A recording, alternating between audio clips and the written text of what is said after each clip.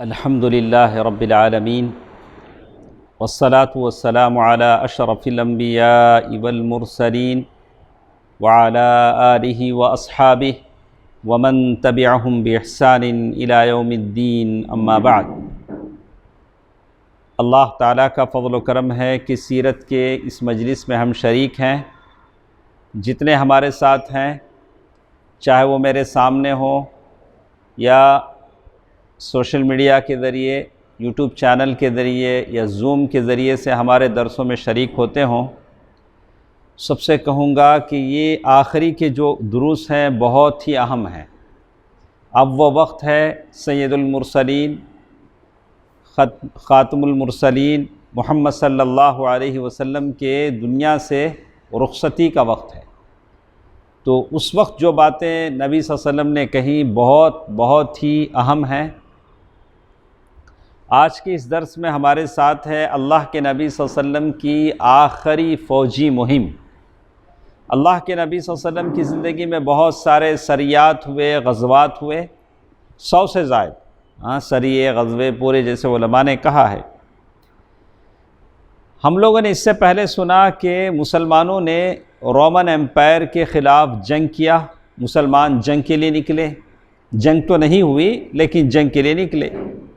لیکن جیسے آج کل ہم دیکھتے ہیں مسلمانوں کے دشمن نیند میں، بیداری میں، ہمیشہ ان کے ذہن میں مسلمان ہی ہیں۔ کھاتے پیتے بھی تو کیا سوچتے ہیں؟ مسلمان۔ شاید یہ لوگ سانس لیتے بھی ہیں تو کیسے؟ مسلمان۔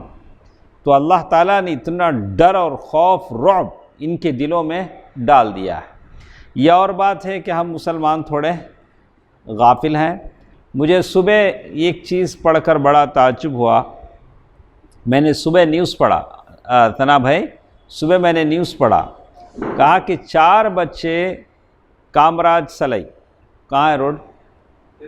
دریا کے پاس، 4 بچے ویلنگ کرتے ہوئے گرفتار ہوئے۔ ویلنگ بولے تو ایک ویل پہ گاڑی چلانا۔ چاروں کے چاروں مسلمان، کرک پیٹ والے چاروں کے چاروں کیا ہیں؟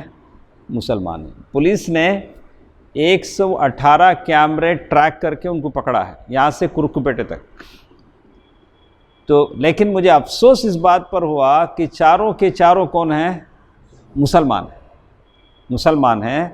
بہرحال قوم کسی کا بااخلاق کی بات آتی۔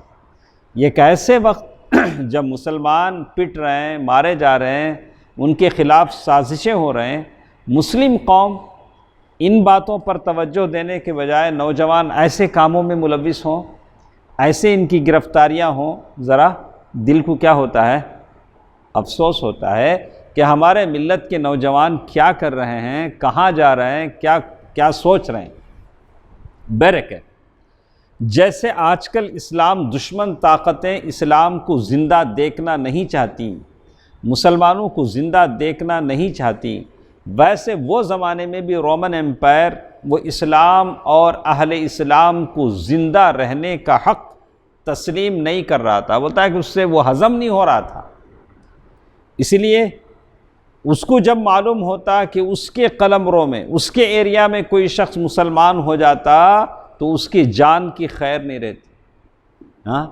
ایسی خبریں ہم کو دیکھنے میں ملتی ہیں۔ یہ ایک طرف مسلمانوں کے عالم ہے، اور ایک صاحب نے مجھے صبح بھیجا کہ بہار میں ایک فیملی نے 2.5 کروڑ کی زمین سب سے بڑی مندر کے لیے دی۔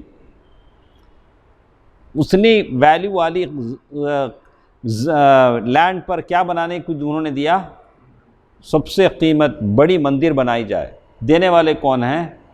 مسلم خاندان کے لوگ۔ ایک طرف ہماری یہ وفا ہے، دوسری طرف ان کی وہ جفا ہے۔ مسلمان ایسے آگے بڑھ رہے ہیں، دے رہے ہیں، تو ہم یہ نہیں کہیں گے کہ انہوں نے اچھا کیا، ہم اس کے کام کی تعریف تو نہیں کریں گے، لیکن مسلمان اس طرح سے آگے بڑھ رہے ہیں، ایسے کام کر رہے ہیں، دوسری طرف سے مسلمانوں کے حقوق کو پامال کرنے کی ایسی سازشیں ہو رہی، تو بہتر ہوتا کہ وہ بہرکیف۔ تو بتانے کی بات یہ ہے کہ یہاں ایسی باتیں ہم لوگوں کو پڑھنے میں ملتی ہیں۔ تو رومن امپائر جو تھا اسے یہ تسلیم نہ تھا کہ کیا مسلمان اور اہل اسلام زندہ رہیں، اور اس کے ایریا میں کوئی شخص مسلمان ہو جائے تو اس کی جان کی خیر نہیں رہتی، جیسا کہ معان ایک علاقہ تھا جہاں کے رومی گورنر فروہ بن عمرو جذامی رضی اللہ عنہ مسلمان ہوئے، تو ان کو کیا کیا ان لوگوں نے؟ کیا کیا سنا؟ دو آپشن دیے، یا تو تم مرتد ہو جاؤ یا تو قتل کے لیے تیار ہو جاؤ، اور ان کو پھانسی پر لٹکا دیا۔ اس جرأت تو اللہ کے نبی صلی اللہ علیہ وسلم نے دیکھا کہ رومن امپائر کو یہ جرأت ہے، تو اللہ کے نبی صلی اللہ علیہ وسلم نے اس کو خوف دلانے کے لیے سفر کی 11 تاریخ کو ایک بڑے لشکر کی تیاری کی، اور لشکر کے امیر اسامہ بن زید رضی اللہ تعالیٰ عنہ کو بنا دیا، اور حکم دیا کہ بلقا کا علاقہ اور داروم کی فلسطینی سرزمین سواروں کے ذریعے روند آؤ، صرف جا کر وہاں تک کیا کرو؟ مارچ کر کے آؤ، اتنا کرو۔ اس کارروائی کا مقصد یہ تھا کہ رومیوں کو خوف زدہ کرتے ہوئے ان کی حدود پر واقع عرب قبائل کا اعتماد بحال کیا جائے، مسلمانوں کی دھاک ان کے دلوں میں بیٹھے، وہاں کے عرب قبائل جان لے کہ مسلمانوں کے پاس طاقت ہے، قوت ہے۔ تو اس موقع پر کچھ لوگوں نے کہا کہ اسامہ بن زید یہ تو چھوٹے سے بچے ہیں، ان کو سپہ سالار نہیں بنانا چاہیے۔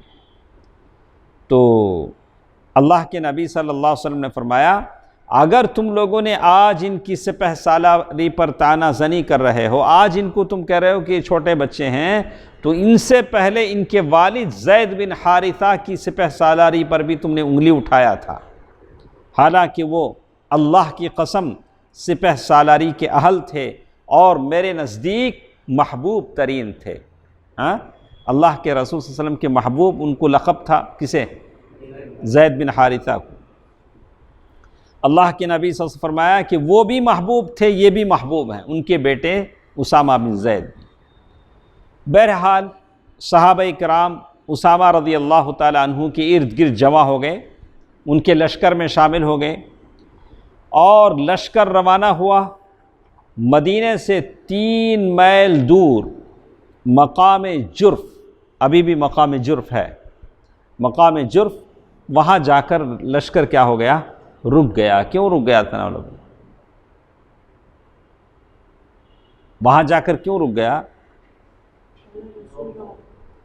اللہ کے نبی صلی اللہ علیہ وسلم کی بیماری کی اطلاع ملی۔ اللہ کے نبی صلی اللہ علیہ وسلم کی حالت بہت نازک ہے، لیکن رسول اللہ صلی اللہ علیہ وسلم کی بیماری کے متعلق تشویشناک خبروں کے سبب لشکر آگے نہیں بڑھ سکا، بلکہ اللہ تعالیٰ کے فیصلے کے انتظار میں وہیں ٹھہرنے پر مجبور ہو گیا۔ اور اللہ کا فیصلہ یہ تھا کہ یہ لشکر ابوبکر صدیق رضی اللہ تعالیٰ عنہ کے دور خلافت کا پہلا فوجی لشکر شمار ہو، اور یہ لشکر جا رہا ہے کس کی زندگی میں؟ اللہ کے نبی صلی اللہ علیہ وسلم کی زندگی کی آخری فوجی مہم کے طور پر جا رہا ہے، لیکن اللہ کا فیصلہ ہے کہ یہ لشکر ابوبکر صدیق رضی اللہ تعالیٰ عنہ کی دور خلافت کا پہلی لشکر مہم کی قیادت بنے۔ یہاں تک یہ بات ختم ہو۔ اس کے بعد ایک ہمارے ساتھ ہے اللہ کے نبی صلی اللہ علیہ وسلم رفیق اعلیٰ کے جانب۔ اللہ کے نبی صلی اللہ علیہ وسلم کا اب یہ آخری سفر ہے جو چند دنوں میں ہم لوگ ختم کرنے جا رہے ہیں۔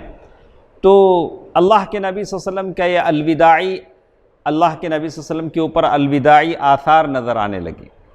کچھ باتوں سے لگنے لگا کہ اب اللہ کے نبی صلی اللہ علیہ وسلم کی زندگی کے کیا ہیں؟ یہ آخری لمحات ہیں۔ جب دعوت دین مکمل ہو گئی اور عرب کی باغ ڈور نکیل اسلام کے ہاتھ میں آ گئی، تو رسول اللہ صلی اللہ علیہ وسلم کے جذبات، احساسات، ایموشنز، جذبات، احوال و ظروف، حالتیں، جو کچھ بھی تھا، گفتار، بات چیت، اور جو بھی سائنس، جو بھی علامات تھے، اس سے معلوم ہونا شروع ہو گیا کہ اب اللہ کے نبی صلی اللہ علیہ وسلم اس جہان فانی کو الوداع کہنے والے ہیں۔ معلوم پڑ گیا کہ اب وقت آ گیا ہے کہ اللہ کے نبی صلی اللہ علیہ وسلم کیا ہونے والے ہیں، اس جہان فانی سے رخصت ہونے والے ہیں۔ کیسے؟ آپ نے 10 سن ہجری میں جو رمضان آیا اس میں آپ نے 20 دن اعتکاف کیا۔ اس سے پہلے جب اعتکاف کرتے تھے تو 10 دن، اب اس رمضان میں کتنے دن اعتکاف کیے؟ 20 دن۔ جبریل علیہ السلام کو اللہ کے نبی صلی اللہ علیہ وسلم نے 2 مرتبہ قرآن کا دور کرایا۔ کتنے؟ 2 مرتبہ، جبکہ ہر سال ایک ہی مرتبہ قرآن کا دور کرایا کرتے تھے۔ آپ نے حجۃ الوداع میں فرمایا مجھے معلوم نہیں، شاید میں اس سال کے بعد اپنے اس مقام پر تم لوگوں سے کبھی نہ مل سکوں گا۔ کیا بولے؟ اس سال کے بعد میں تمہیں کیا نہیں کر سکوں گا، کبھی نہیں مل سکوں گا۔ جمرہ عقبہ کے پاس آئے تو اللہ کے نبی صلی اللہ علیہ وسلم نے فرمایا مجھ سے اپنے حج کے اعمال سیکھ لو، کیونکہ میں اس سال کے بعد غالباً حج نہیں کر سکوں گا۔ اللہ کے نبی سے یہ بھی کہہ دیا۔ آپ پر ایام تشریق بولے تو ذی الحجہ 11، 12، 13 کے وسط میں سورہ نصر اذا جاء نصر اللہ والفتح نازل ہوئی، اور اس سے آپ نے سمجھ لیا کہ اب دنیا سے روانگی کا وقت آ پہنچا اور یہ موت کی اطلاع ہے۔ سورت نازل ہوئی۔ اب ذی الحجہ واپس آئے، حج سے واپس آئے، محرم کا مہینہ گزرا، سفر کی 11 تاریخ، سفر کا مہینہ، سفر کی 11 تاریخ، سفر شروع ہوا اور 10 سن ہجری کے بعد 11 سن ہجری شروع ہوا۔ تو آپ صلی اللہ علیہ وسلم احد کے دامن میں تشریف لے گئے، احد جہاں کئی لوگ شہید ہوئے تھے، اور شہدائے احد کے لیے ایسے دعا فرمائی جیسے زندے اور مردوں دونوں کے لیے دعا کر رہے ہیں۔ پھر واپس آ کر ممبر پر بیٹھے اور فرمایا میں تمہارا امیر کارواں ہوں اور میں تم پر گواہ ہوں، اللہ کی قسم میں اس وقت اپنا حوض کوثر دیکھ رہا ہوں صلی اللہ علیہ وسلم۔ مجھے زمین اور زمین کے خزانوں کی کنجیاں عطا کی گئیں۔ اللہ کے نبی صلی اللہ علیہ وسلم کہہ رہے ہیں اللہ کی قسم مجھے یہ ڈر نہیں ہے کہ میرے بعد تم مشرک ہو جاؤ گے، بلکہ مجھے یہ ڈر ہے کہ میرے بعد دنیا طلب کرنے میں، دنیا کے لیے تم ایک دوسرے سے سبقت کرو گے۔ میں زیادہ پیسے والا، تو زیادہ پیسے والا، میرے پاس زیادہ پراپرٹی ہے، اس میں کیا کرو گے؟ ایک دوسرے سے رسہ کشی کرو گے۔ پھر ایک روز آدھی رات کو، کب ہے؟ آدھی رات کو آپ صلی اللہ علیہ وسلم بقیع قبرستان تشریف لے گئے، اور اہل بقیع ان کے لیے مغفرت کی دعا کی۔ فرمایا اے قبر والو تم پر سلام، السلام علیکم یا اہل القبور۔ لوگ جس حال میں ہیں آج، لوگ جس حال میں ہیں اس کے مقابلے میں تمہیں وہ حال مبارک ہو جس میں تم ہو۔ ہمارے سے اچھے آپ لوگ قبروں میں ہیں۔ فتنے تاریک رات کے ٹکڑوں کی طرح ایک کے پیچھے ایک چلے آ رہے ہیں۔ ویسے ہی ہوا، اللہ کے نبی صلی اللہ علیہ وسلم دنیا سے چلے گئے، فتنوں کی بوچھاڑ ہو گئی، فتنے آ جانے لگے، اور بعد والا پہلے سے زیادہ برا ہے، یعنی کل کا دن آج کے دن سے برا آ رہا ہے۔ جو پہلے تھا وہ کیا تھا؟ اچھا تھا۔ اس کے بعد اللہ کے نبی صلی اللہ علیہ وسلم نے قبر والوں کو بشارت دی کہ ہم بھی تم سے ملنے آ رہے ہیں۔ انتم سلفنا ونحن بالاثر، کہا کہ تم جا چکے ہو، ہم تم سے کیا کرنے والے ہیں؟ ملنے والے ہیں۔ یہ اللہ کے نبی صلی اللہ علیہ وسلم کا شہدائے احد کا گئے تھے وہاں دعا کرنے کے لیے، پھر بقیع الغرقد بقیع گئے دعا کرنے کے لیے۔ اس کے بعد اللہ کے نبی صلی اللہ علیہ وسلم کو بیماری کے آثار شروع ہوئے۔ اب یہاں سے بیماری شروع ہوئی۔ کون سا مہینہ ہے تناول میں؟ سفر کا مہینہ، سفر کے اوائل. پھر سفر کا مہینہ ایسے ہی ختم ہوا. کہاں تک؟ 29 سفر، 29 سفر، سفر کا مہینہ 29. شنبہ، دو شنبہ، دو شنبے کو رسول اللہ صلی اللہ علیہ وسلم ایک جنازے میں بقیع تشریف لے گئے، ایک جنازے میں گئے. واپسی پر راستے میں درد شروع ہو گیا. اللہ کے نبی صلی اللہ علیہ وسلم کیا ہوا؟ درد شروع ہو گیا. اللہ کے نبی صلی اللہ علیہ وسلم آتے آتے وا رأسا، میرے سر میں بہت درد. تو بعض روایتیں آتی ہیں کہ خدیجہ رضی اللہ تعالی عنہ نے بھی اپنا سر پکڑے رکھا تھا، کہا کہ میرے سر میں بھی درد. تو اللہ کے نبی صلی اللہ علیہ وسلم نے فرمایا کہ اس میں تعجب کی کیا بات ہے؟ اگر تم مجھ سے پہلے وفات پا جاؤ تو میں تمہیں نہلاؤں گا، کفناؤں گا. تو علماء کہتے ہیں کہ اگر شوہر مر جاتا ہے تو بیوی اسے کیا کر سکتی ہے؟ نہلا سکتی ہے، بوسہ دے سکتی ہے. اگر بیوی مر جائے تو شوہر اسے کیا کر سکتا ہے؟ بوسہ دے سکتا ہے. جبکہ کچھ لوگ اسے بولتے نہیں چھونا بھی نہیں، بالوں دیکھنا بھی نہیں.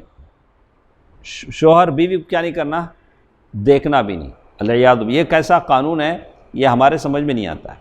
اچھا، اللہ کے نبی صلی اللہ علیہ وسلم نے اللہ کے رسول صلی اللہ علیہ وسلم کے انتقال کے بعد ابو بکر رضی اللہ تعالی عنہ آئے، چہرے سے پردہ نکالا، بوسہ دیا کہ نہیں دیا؟ پیار کرے کہ نہیں کرے؟ پیار کرے. کہ طبت حیا و میتا، اللہ تعالیٰ آپ پر دو موتیں جمع نہیں کرے گا، آپ پاک ہیں زندگی میں بھی مرنے کے بعد. تو اللہ کے نبی صلی اللہ علیہ وسلم کے سر میں درد شروع ہو گیا اور حرارت، ٹیمپریچر اتنا تیز ہو گیا کہ سر پر جو پٹی بندھی ہوئی تھی، پٹی کے اوپر سے محسوس ہو رہی تھی، سر پر نہیں. کوئی اگر پٹی پر ہاتھ رکھتے تو پٹی گرم ہو گئی تھی، اتنا ٹیمپریچر، اتنی گرمی آ گئی تھی. تو یہ آپ کے مرض الموت کا آغاز تھا. کیا تھا یہ؟ مرض الموت کا آغاز تھا. کیا تاریخ تھی؟ 29 سفر 11 سن ہجری آغاز تھا. آپ نے اسی حالت میں 11 دن نماز پڑھائی. مرض الموت میں ہیں، 11 دن نماز پڑھایا اللہ کے نبی صلی اللہ علیہ وسلم نے. تو پورا جو آپ کا مرض الموت تھا، جس میں آپ کا انتقال ہوا، وہ 13 یا 14 دن تھے. 13 یا 14 دن جس میں اللہ کے نبی صلی اللہ علیہ وسلم بیمار رہے. اس کے بعد اللہ کے نبی صلی اللہ علیہ وسلم کی زندگی کا آخری ہفتہ، لاسٹ ویک، اللہ کے نبی صلی اللہ علیہ وسلم کا، رسول اللہ صلی اللہ علیہ وسلم کی طبیعت روز بروز بوجھل ہو جا رہی تھی. اس دوران اللہ کے نبی صلی اللہ علیہ وسلم آپ کی جو بیویاں ہوتی ان سے پوچھتے کل کس کی باری ہے، کل مجھے کہاں رہنا ہے، تو کل میں کہاں رہوں گا، میں کل کہاں رہوں گا. تو اللہ کے نبی صلی اللہ علیہ وسلم کی جو بیویاں تھیں ازواج مطہرات رضی اللہ عنہن، وہ سمجھ گئیں کہ اللہ کے نبی صلی اللہ علیہ وسلم کیا چاہتے ہیں. کیا چاہتے تھے اللہ کے نبی صلی اللہ علیہ وسلم؟ ام المؤمنین عائشہ رضی اللہ تعالی عنہا کے گھر میں رہنا چاہتے تھے. تو سب نے کہا کہ اللہ کے نبی صلی اللہ علیہ وسلم آپ کو اجازت ہے، آپ جہاں چاہے رہیں. دیکھیے، اللہ اکبر، اللہ کی رحمتیں اور برکتیں ہوں ان پاک عورتوں پر، پاک ماؤں پر، امہات المؤمنین پر. کہتی ہیں آپ جہاں چاہے رہیں. اس کے بعد اللہ کے نبی صلی اللہ علیہ وسلم ام المؤمنین عائشہ رضی اللہ تعالی عنہا کے گھر منتقل ہو گئے. منتقل ہوتے ہوتے کیسے؟ فضل بن عباس رضی اللہ عنہ اور علی بن ابی طالب رضی اللہ عنہ دونوں طرف سہارا دے کر اللہ کے نبی صلی اللہ علیہ وسلم کو لے گئے. سر پر پٹی بندھی ہوئی تھی اور پاؤں اٹھا کر پاؤں ڈالنے کی طاقت نہیں تھی، پاؤں زمین پر گھسٹ رہا تھا صلی اللہ علیہ وسلم. اس کیفیت کے ساتھ اللہ کے نبی صلی اللہ علیہ وسلم ام المؤمنین عائشہ رضی اللہ تعالی عنہا صدیقہ ان کے گھر میں داخل ہوئے اور اپنی زندگی کا آخری ہفتہ انہی کے گھر میں گزارا. کس کے گھر میں؟ ام المؤمنین عائشہ رضی اللہ تعالی عنہ. اب دیکھیے، ام المؤمنین عائشہ رضی اللہ تعالی عنہا معوذات قل اعوذ برب الناس قل اعوذ برب الفلق اپنے سے پڑھتی، پڑھ کے کیا کرتی، اللہ کے نبی صلی اللہ علیہ وسلم کے ہاتھ پر دم کرتی، ہاتھ میں، پھر اللہ کے نبی صلی اللہ علیہ وسلم کا ہاتھ خود ان کے جسم پر پھیرتی۔ کیوں ایسا کیا ہماری ماں نے؟ خود پڑھتی تھی، خود اپنے ہاتھ پر دم کر کے یہ کر سکتی تھی، خود جسم اطہر پر منہ پھونک سکتی تھی، لیکن انہوں نے چاہا کہ اللہ کے نبی کا ہاتھ زیادہ مبارک ہے، تو کہتے ہیں کہ آپ پر دم کرتی رہتی اور برکت کی امید میں آپ کا ہاتھ آپ کی جسم مبارک پر پھیرتی رہتی تھی۔ اللہ کے نبی صلی اللہ علیہ وسلم کا ہاتھ خود کیا کرتی تھی؟ ان کے جسم پر پھیرتی رہتی صلی اللہ علیہ وسلم۔ یہ اللہ کے نبی صلی اللہ علیہ وسلم کی وفات کا یہ کیا ہے؟ آخری ہفتہ ہے، یعنی مرض الموت کا وفات سے 5 دن پہلے، کتنے دن ہیں ابھی؟ 5 دن۔ وفات سے 5 دن پہلے چہارشنبے کے روز، وینسڈے، چہارشنبے کے روز جسم کی حرارت اور بڑھ گئی، جسم کا جو ٹیمپریچر ہے بڑھ گیا، جس کی وجہ سے تکلیف بھی بڑھ گئی، اللہ کے نبی صلی اللہ علیہ وسلم پر بے ہوشی طاری ہونے لگی۔ آپ صلی اللہ علیہ وسلم نے فرمایا مجھے الگ الگ باوڑیوں کے 7 باوڑیوں کا پانی میرے اوپر ڈالا جائے۔ کتنے؟ 7۔ مدینے میں اس زمانے میں باوڑی تھے، الگ الگ ویل تھے۔ تو اللہ کے نبی صلی اللہ علیہ وسلم کی اس وصیت کو پورا کرنے کے لیے آپ صلی اللہ علیہ وسلم کو ایک لگن میں بٹھا دیا گیا، لگن پانی کا بڑا لگن آتا، اور اللہ کے نبی صلی اللہ علیہ وسلم پر پانی ڈالا جانے لگا اوپر سے، یہاں تک کہ اللہ کے نبی صلی اللہ علیہ وسلم نے کہا کہ بس کتنے باوڑیوں کا پانی ڈالا گیا؟ 7۔ اس کے بعد اللہ کے نبی صلی اللہ علیہ وسلم کو کچھ تخفیف محسوس ہوئی، کچھ ہلکا لگا کہ طبیعت کیا ہے، اب کچھ ریلیف ہوا۔ تو اللہ کے نبی صلی اللہ علیہ وسلم مسجد میں تشریف لے گئے۔ مسجد میں دیکھیں اللہ کے نبی کے اخلاق دیکھیں، تھوڑا جیسے ہی ریلیف ہوا کہاں گئے ہیں؟ بارگاہ الہی میں، ہدیہ تشکر بجا لانے کے لیے مسجد میں تشریف لے گئے، اور حالت یہ تھی سر پر پٹی باندھی ہوئی تھی، ممبر پر بیٹھ کر خطبہ دیا، صحابہ کرام آس پاس جمع تھے۔ خطبے میں کیا فرما رہے ہیں؟ یہود و نصارہ پر اللہ کی لعنت ہو صلی اللہ علیہ وسلم۔ ایسی گندی قومیں، ایسے رذیل اخلاق والے جن کو اللہ تعالیٰ نے مسخ کر دیا، ان کے بارے میں کہا کہ یہ کیا ہیں؟ اللہ تعالیٰ کی لعنت ان پر ہو کہ انہوں نے اپنے انبیاء کے قبروں کو سجدگاہ بنا لیا۔ تو ایک طرح کی تعلیم دے رہے ہیں کہ ہو سکتا ہے میرا انتقال ہو جائے تو کہیں میرے قبر کے ساتھ ایسا نہ کرو، کہ میرے قبر کو سجدگاہ نہ بنا لو۔ آج ہم لوگ دیکھ رہے ہیں کہ آج ہر گلی کے نکڑ پر قبریں کیا بنی ہوئی ہیں؟ سجدگاہ بنی ہوئی ہیں۔ تو ہم کو احساس ہونا چاہیے، دل میں کوشش ہونی چاہیے کہ ضرور اس کو ہم کیا کریں گے؟ روکیں گے۔ کہیں دل میں کبھی نہ کبھی خیال پیدا ہوتا ہے، ہم کبھی سر راہ وہاں سے گزر جاتے ہیں، جبکہ یہ ساری چیزیں ہمارے آنکھوں کے سامنے ہوتی ہیں، کبھی دل میں ڈر ہوتا ہے کہ کہیں اللہ تعالیٰ بارگاہ حشر میں کہیں پوچھ نہ لے، تمہاری اپنی گلی میں یہ سب کچھ ہوتا تھا، تمہاری نگاہوں کے سامنے کچھ ہوتا تھا، اس کی تلافی کے لیے، اس کی روکنے کے لیے، اس کے سدباب کے لیے آپ نے کیا کیا؟ اللہ کے پاس میرا اور آپ کا جواب کیا ہو؟ ٹھیک ہے، ہم ان نسلوں کو بدل نہیں سکتے جن کی جوانیاں بڑھاپے قبروں کی مٹیاں چاٹتے گزر گئیں، لیکن جو نئی نسل ہے، اس محلے کے جو چھوٹے چھوٹے بچے ہیں، ان خاندانوں سے وابستہ جو چھوٹے بچے ہیں، ان کو تو اس زہر سے بچا سکتے ہیں۔ نہیں ہو سکتا تناولہ میں، نہیں ہو سکتا، نہیں ہو سکتا، ہو سکتا ہے ہم ان کو اس زہریلے اثرات سے بچا سکتے ہیں تاکہ مشرکانہ اثرات ان پر نہ ہوں، یہ ہو سکتا ہے۔ اللہ تعالی ہم کو توفیق دے۔ اللہ کے نبی صلی اللہ علیہ وسلم انتقال کے وقت کہہ رہے ہیں کہ اس لیے کہ اس موقع پر جو بات زبان رسالت سے کہی جاتی ہے اس کی بڑی ویلیو ہوتی ہے، بڑی اہمیت ہوتی ہے۔ اللہ کے نبی صلی اللہ علیہ وسلم چاہتے تو اس موقع پر کوئی اور بات کہتے، لوگوں سے کہتے کہ دیکھو فاطمہ میری بیٹی ہے، اس کا خیال رکھنا۔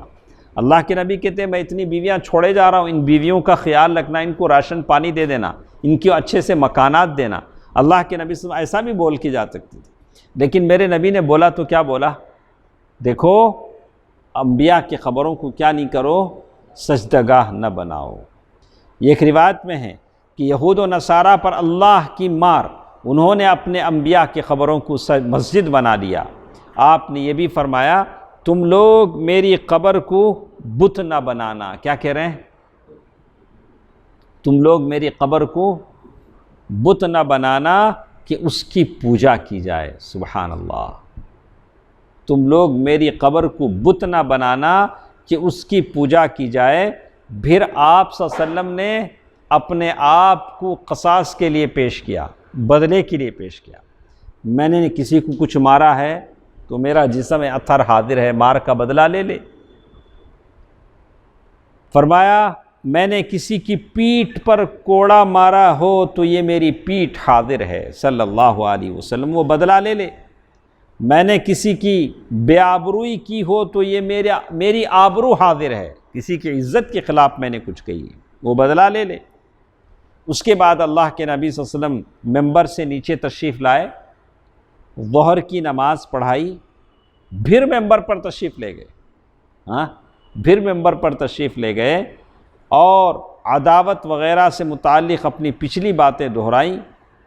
ایک شخص نے آ کر کہا کہ اللہ کے نبی صلی اللہ علیہ وسلم مجھے آپ 3 درہم قرض واپس کرنا ہے۔ دیکھیے اللہ کے نبی صلی اللہ علیہ وسلم کا دنیا سے جاتے ہوئے بھی کسی کا کیا ہے؟ قرض ہے۔ پھر میری اور آپ کی بات کیا ہے؟ ہم چاہتے ہیں بالکل ویل سیٹلڈ ہو جائیں، کوئی پریشانی نہ ہو، ہم سونے میں نہائیں، سونے میں دھوئیں۔ ایسا میں بھی چاہتا ہوں، ایسا نہیں ہے۔ اللہ تعالیٰ نے نحن قسمنا بینہم معیشتہم فی الحیات الدنیا، اللہ تعالیٰ نے سب کی روزی روٹی کیا کر دی ہے؟ تقسیم کر دی ہے۔ آپ کو 10، آپ کو 20، آپ کو 40، آپ کو 50 اللہ تعالیٰ نے دے دیا ہے۔ ساری دنیا مل کر پاورٹی، غریبی دور کرنے کا اسکیم بنائے، کامیاب ہو سکتے ہیں؟ نہیں ہو سکتے۔ اللہ کا یہ سسٹم ہے، یہاں ایک امیر رہے گا، ایک غریب رہے گا، ایک مڈل کلاس کا رہے گا۔ اس سسٹم کو ہم کیا نہیں کر سکتے ہیں؟ ختم نہیں ہو سکتا۔ لیکن اس کا یہ مطلب نہیں کہ اپنی فقیری پہ لے کے ہاتھ اسی پہ جیتے رہو، ترقی کی کوشش نہیں کرو۔ قناعت کا یہ مطلب نہیں، قناعت کا مطلب ہے کہ تم اچھا کاروبار کرو، تجارت کرو، لیکن قانع رہو۔ وہ آدمی آئے، انہوں نے آ کر کہا کہ اللہ کے نبی صلی اللہ علیہ وسلم آپ کے ذمے میرے 3 درہم باقی ہیں۔ آپ صلی اللہ علیہ وسلم نے فضل بن عباس رضی اللہ تعالیٰ عنہ سے فرمایا انہیں ادا کر دو۔ کیا بولے؟ ان کے 3 درہم کیا کرو؟ ان کو ادا کر دو۔ اس کے بعد اللہ کے نبی صلی اللہ علیہ وسلم نے انصار کے بارے میں وصیت فرمائی۔ انصار ہی نے تو پناہ دیا تھا، انصار کے بارے میں اللہ کے نبی صلی اللہ علیہ وسلم نے وصیت فرمائی تو کہا میں تمہیں انصار کے بارے میں وصیت کرتا ہوں کیونکہ وہ میرے قلب و جگر میں ہیں۔ کون؟ انصار۔ انہوں نے اپنی ذمہ داری پوری کر دی مگر ان کے حقوق میرے ذمے باقی رہ گئے ہیں، لہذا ان کے نیکوکار سے نیکی کو قبول کرنا اور ان کے خطا کار سے درگزر کرنا، معاف کرنا۔ ایک روایت میں اللہ کے نبی صلی اللہ علیہ وسلم نے یہ بھی فرمایا کہ لوگ بڑھتے جائیں گے، انصار گھٹتے جائیں گے صلی اللہ علیہ وسلم، یہاں تک کہ کھانے میں نمک کی طرح ہو جائیں گے۔ کون؟ انصار۔ لہذا تمہارا جو آدمی کسی نفع اور نقصان پہنچانے والے کام کا والی ہو تو وہ ان کے نیکوکاروں سے قبول کرے اور ان کے خطا کاروں سے درگزر کر دے۔ کتنا ٹائم ہے؟ اوکے، ماشاءاللہ۔ اس کے بعد آپ صلی اللہ علیہ وسلم نے کیا فرمایا؟ دیکھیے آپ صلی اللہ علیہ وسلم نے فرمایا ایک بندے کو اللہ تعالیٰ نے اختیار دیا ہے، وہ یا تو دنیا کی چمک دمک اور زیب و زینت میں سے جو کچھ چاہے اللہ اسے دے دے، یا اللہ کے پاس جو کچھ ہے اسے اختیار کر لے۔ کیا اختیار دیا اللہ نے اس بندے کو؟ یہ دنیا ہے، یہ دنیا کی چمک ہے، دمک ہے، زیب و زینت ہے، یہ آپ لے لیں، یا اللہ کے پاس آپ کے لیے جو کچھ ہے اسے آپ پسند کریں۔ تو اس بندے نے کیا پسند کیا ہوگا؟ یہ تو فنا ہونے والا ہے۔ دنیا کی چمک دمک زیب و زینت کیا ہے؟ فنا ہونے والی ہے۔ والآخرۃ خیر وابقی، اور آخرت بہت بہتر ہے اور باقی رہنے والی ہے۔ تو بندے نے کیا پسند کیا ہوگا؟ آخرت۔ تو اس بندے نے اللہ کے پاس والی چیز کو اختیار کر لیا۔ اللہ کے نبی صلی اللہ علیہ وسلم نے اشارے میں بتا دیا۔ ابو سعید خدری رضی اللہ تعالیٰ عنہ کا بیان ہے کہ یہ بات سن کر ابو بکر صدیق رضی اللہ عنہ رونے لگے اور فرمایا ہم اپنے ماں باپ سمیت آپ پر قربان۔ تو دوسرے جو لوگ تھے وہ بڑے تعجب کیے۔ لوگوں نے کہا اس بوڑھے کو دیکھو۔ کسے دیکھو؟ کون مراد ہے اس سے؟ ابو بکر۔ رسول اللہ صلی اللہ علیہ وسلم کس کا کوئی ذکر کر رہے ہیں اور یہ بوڑھا بول رہا ہے ہم اور ہمارے ماں باپ آپ پر قربان، رو رہا ہے۔ تو صحابہ نہیں سمجھ سکے، لیکن سمجھ کس نے لیا؟ ابو بکر صدیق رضی اللہ تعالیٰ عنہ نے سمجھ لیا۔ تو کہتے ہیں یہ بوڑھا کہہ رہا ہے کہ ہم اپنے ماں باپ کے ساتھ آپ پر قربان، لیکن چند دنوں بعد واضح ہوا کہ جس بندے کو اختیار دیا گیا تھا وہ خود رسول اللہ صلی اللہ علیہ وسلم تھے، اور ابو بکر رضی اللہ عنہ ہم میں سب سے زیادہ صاحب علم تھے۔ پھر رسول اللہ صلی اللہ علیہ وسلم نے فرمایا مجھ پر اپنی رفاقت اور مال میں سب سے زیادہ صاحب احسان ابو بکر ہیں۔ سب سے زیادہ مجھ پر کس نے احسان کیا؟ اللہ کے نبی صلی اللہ علیہ وسلم ابو بکر کو کیا ہوتے تھے؟ ابو بکر اللہ کے نبی صلی اللہ علیہ وسلم کو کیا ہوتے تھے؟ سسر نا، سسر تک ہم رکھ لیتے ہیں۔ آج ہم لوگ جتنے آپ بیٹھے ہیں اس میں سے آپ دیکھیں ہر 100 آدمی میں سے 98 آدمیوں کو سسر سے دشمنی رہتی۔ M correct? رانگ؟ 2 آدمی رہیں گے جو سسر کی عزت کریں گے۔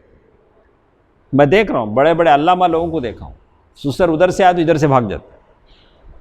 سسر سے دشمنی، لیکن بیوی سے محبت، مطلب پھل سے محبت، جھاڑ سے دشمنی۔ فروٹ ہونا، جھاڑ نہ۔ تو یہ کیسا انصاف ہے، یہ کیسی عجیب بات ہے۔ یہاں اللہ کے نبی صلی اللہ علیہ وسلم کو دیکھیے دنیا سے جا رہے ہیں اور ابو بکر صدیق رضی اللہ تعالی عنہ اپنے سسر کے بارے میں کہہ رہے ہیں کہ رفاقت میں، دوستی میں اور مال میں سب سے زیادہ صاحب احسان کون ہیں؟ ابو بکر ہیں رضی اللہ عنہ۔ اور اتنا ہی نہیں بولے، کیا بولے؟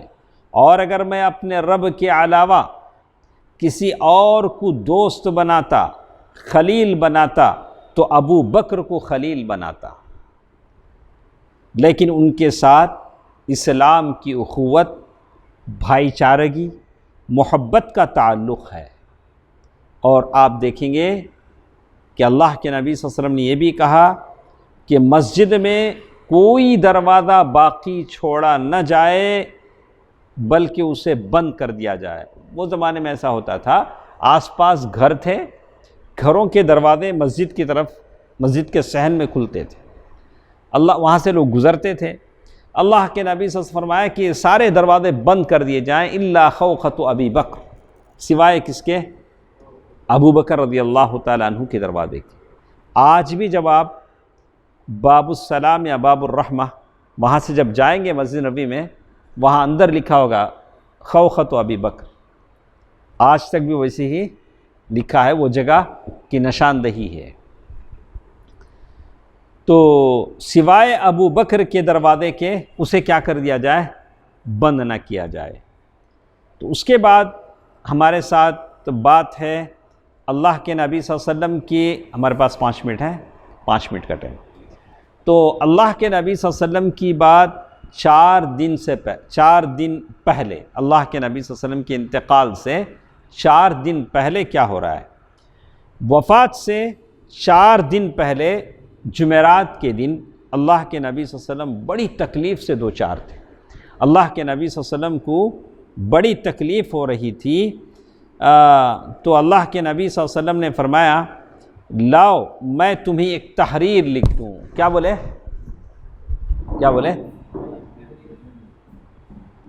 لاؤ میں تمہیں، اللہ کے نبی صلی اللہ علیہ وسلم کیا بولے؟ لاؤ میں تمہیں ایک تحریر لکھ دوں جس کے بعد تم لوگ کبھی گمراہ نہیں ہوگے۔ کیا بولے؟ میں ایک تحریر لکھ دینا چاہتا ہوں تو کیا ہوگا، آپ لوگ گمراہ نہیں ہوں گے، ایک تحریر میں لکھ دینا چاہتا ہوں۔ تو اس وقت گھر میں کئی لوگ تھے، تو جن میں عمر رضی اللہ تعالیٰ عنہ بھی تھے، تو انہوں نے کہا کہ اللہ کے نبی صلی اللہ علیہ وسلم آپ پر تکلیف کا غلبہ ہے، آپ بہت تکلیف میں ہیں، تو اور ہمارے پاس قرآن ہے، قرآن بس ہے، آپ اس تکلیف میں لکھ نہیں پائیں گے، بس اللہ کی کتاب ہمارے لیے کافی ہے۔ تو اس میں گھر میں جو لوگ موجود تھے اس میں اختلاف ہو گیا۔ کسی نے کہا کہ نہیں، اللہ کے نبی صلی اللہ علیہ وسلم کہہ رہے ہیں کہ ورقہ لاؤ لکھ دیتے ہیں، اور آپ کہتے ہیں کہ قرآن بس ہے۔ تو جب آوازیں بلند ہونے لگی تو اللہ کے نبی صلی اللہ علیہ وسلم فرمایا کہ جاؤ سب باہر جاؤ۔ کیا کرے؟ اس وقت تکلیف میں آدمی کو کیا ہوتا ہے، آواز سننا نہیں چاہتے۔ سارے لوگوں سے کیا کہا، سب لوگ کیا کرو، باہر جاؤ۔ تو کہتے ہیں میرے پاس سے اٹھ جاؤ۔ اللہ کے نبی صلی اللہ علیہ وسلم نے سارے لوگوں کو اٹھا دیا۔ اس کے بعد اللہ کے نبی صلی اللہ علیہ وسلم نے 3 باتوں کی وصیت فرمائی۔ انشاءاللہ یہ 3 باتیں ہم آئندہ درسوں میں سنتے ہیں۔ کیا تو یہ درس بہت اہم ہے، تو میں سارے لوگوں سے گزارش کروں گا کہ آپ ہمارے ساتھ رہیں۔ تو آج کیا دن ہے؟ پیر۔ تو منگل کے دن کل دعویٰ پروگرام ہے نہیں ہمارے پاس، پرسوں، تو کل ہماری کلاس ہوگی انشاءاللہ۔ تو کل کی کلاس میں آپ لوگ ضرور حاضر رہیں انشاءاللہ۔ اسی پر ہم بس کرتے ہیں، بہت ہی اہم باتیں ہیں۔ اس میں حیات مبارکہ کا آخری دن بھی ہے، اور 1 دن پہلے اللہ کے نبی صلی اللہ علیہ وسلم نے کیا کہا یہ بھی ہے، 1 دن یا 2 دن پہلے، اور کیا وصیتیں فرمائی اللہ کے نبی صلی اللہ علیہ وسلم یہ بھی ہیں۔ تو اللہ تعالیٰ سے دعا ہے کہ اللہ تعالیٰ جو کچھ ہم سنتے ہیں اسے یاد رکھنے، دوسروں تک پہنچانے کی اللہ تعالیٰ توفیق دے، آمین۔ والسلام علیکم ورحمۃ اللہ وبرکاتہ۔